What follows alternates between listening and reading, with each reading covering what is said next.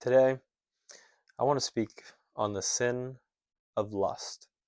Now, I think lust in this day and age is more prevalent than ever before. And I think it has its grips around more people than ever with the emergence of porn, with, just how much the abortion topic gets attention, and how, as a society, we have moved away from the idea that having sex with a bunch of people all the time is a bad thing, and have now gone a step further and just argued whether this thing is murder or not. It shouldn't, in my opinion, it shouldn't even get to that point.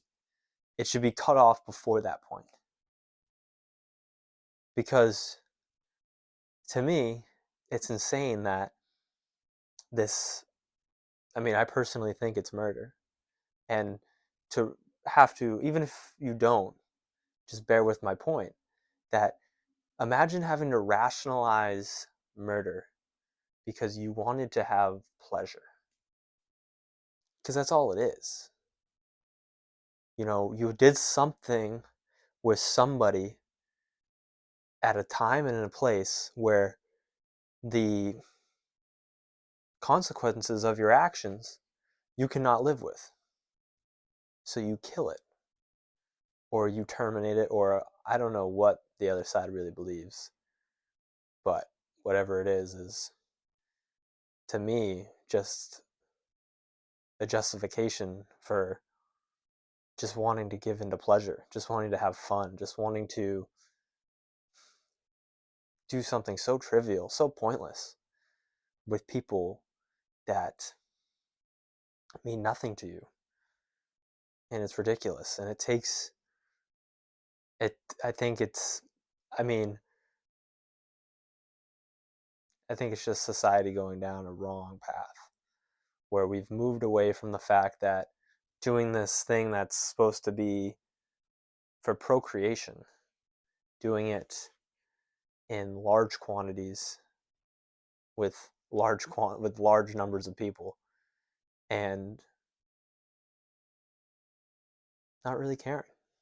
It's truly disgusting.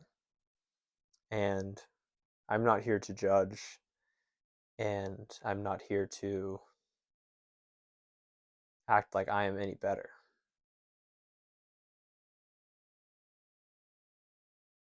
For truly recently I have seen the downfall of pride, and I no longer will allow myself to be so prideful. But that's not the point of this video. The point of this video is, really just to look at the concept of this and where we're going with this as a society in it. I am been recently reading Confessions by St. Augustine and the Bible, and getting back into the Christian faith. And truly,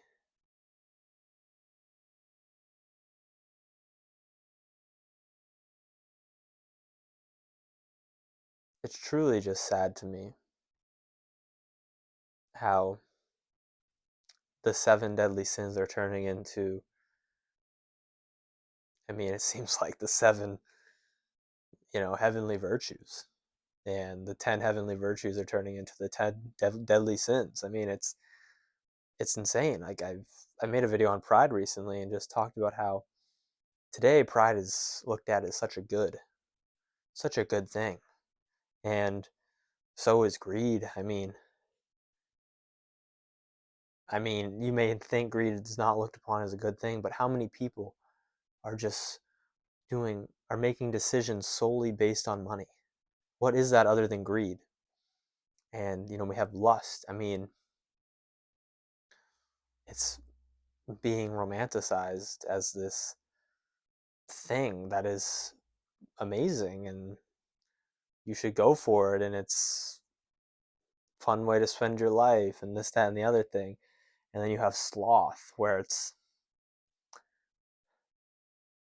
I mean, there's more to life than productivity, but there's also more to life than sitting around doing nothing. There's more to life than just watching TV, than just eating food and just not doing anything hard ever and just rolling through life, going through the motions day in and day out. And then we have wrath. I mean, these things are never completely romanticized in their full sense because it's like if you tell somebody they're bad, they'll reject it. We have our innate human nature is to say, no, I am good. If you call somebody bad, I mean, 99.99% of people will protest, say, no, I am good. If you call someone one of the seven deadly sins, they will protest. But they truly emulate it. And how wrath is emulated is,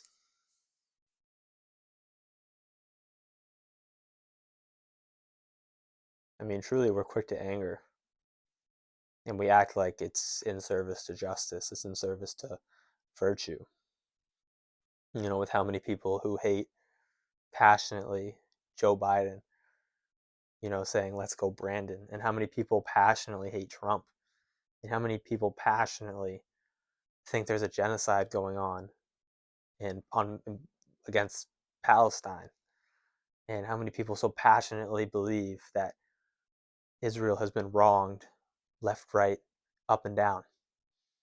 And wrath is what people believe is the answer because they think their wrath is justified in their moral excellence and injustice. They believe their wrath is justified, and therefore they give into it. Then we have envy, which envy's a tricky sin. Envy is a tricky sin because envy is the only sin that doesn't feel good. It's proven there's some dopamine, there's some pleasure that goes off when you get angry. And I think all the other sins, you can see how they bring fleeting pleasures. But envy just feels bad. It just kind of sucks.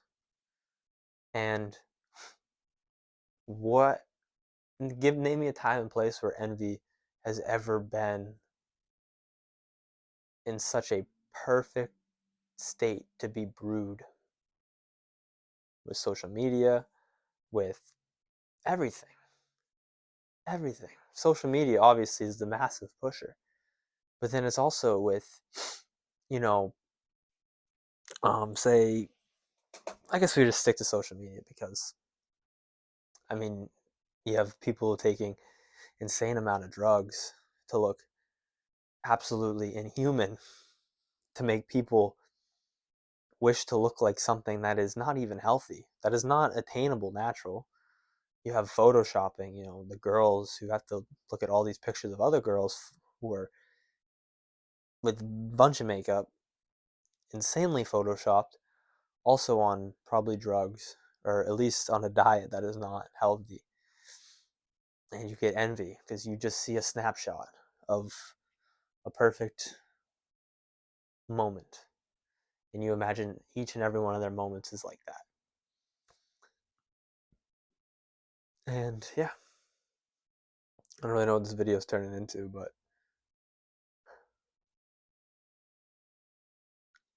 I guess it's the 7 deadly sin video. So we went through lust, we went through wrath, sloth, envy, greed. We have gluttony. I mean, do I need to say more? Obesity's higher than ever. And then body positivity movements have started to rationalize a bad behavior, to rationalize unhealthiness. And I find very interesting the thing Jordan Peterson talks about. As of late, I see him talking about how girls will push other girls down a path to make them less desirable. And that is, I mean, I don't know if every girl does this. I mean, I don't think every girl does this, but I don't know if any girl even does it awareingly. I think it's almost a subconscious thing that is innate in people, and especially with people with who, well, I guess people of, I don't want to group anyone together, but the people who think they're morally excellent, the people who think they are of a cut from a better cloth than others, people who think they can do no wrong. These are the people that get blindsided by their subconscious, by their evil subconscious, by their shadow. And they do these things and they say, there's no way I could ever do these things. But they subconsciously do it and they're not even aware of it. And that is true. That's true fault. And I don't know, what's the seventh? So we got lust, greed, envy, sloth, gluttony, wrath. I always forget one.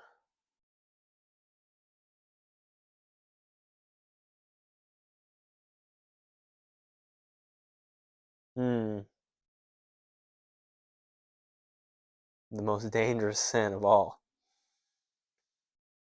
The worst sin one can give into.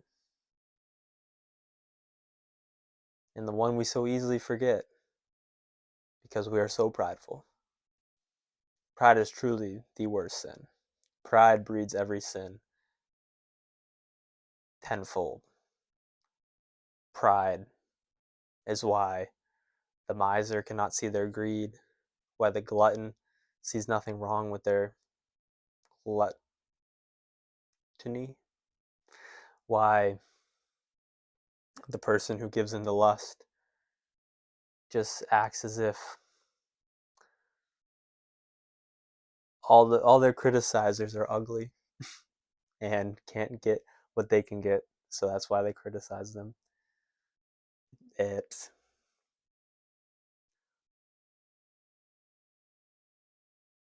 it feels deserving in a way that makes the envy hurt even more because somebody else has something that not only you don't have and that you want, but something that they don't deserve as much as you do. And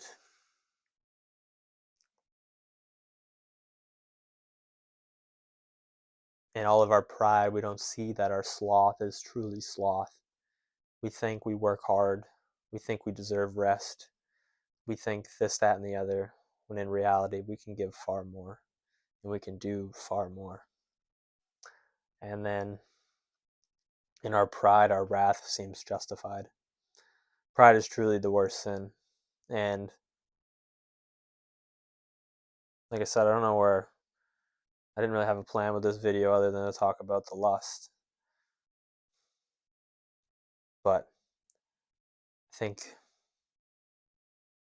it's not crazy to tie it back to that with the pride notion of people just,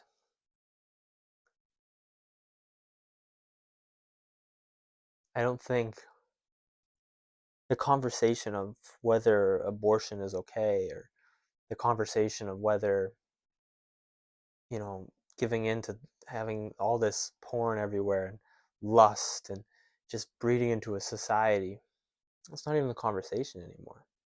It's just the pride infused with the lust of saying, I know best for me. I know what I need. I know what I want now, and I will not be denied it because I have innate human rights. But the notion that you have innate human rights was only given because of Genesis, which is in the Torah, which prophesies Jesus, which made Christianity, which bred the notion that this is an evil. So we take our points from, we nitpick the things we want out of society, out of Christianity, out of faith, out of philosophy, out of religion, and we don't realize that in doing so, we just turn a blind eye. We just nitpick the things that suit us. You know, that's why it's insane to me. It's been insane to me for a long time all the lukewarm Christians in this world who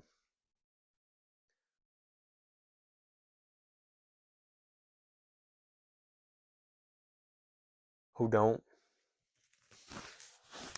who don't listen to the Ten Commandments, who haven't even read the whole Bible, who I don't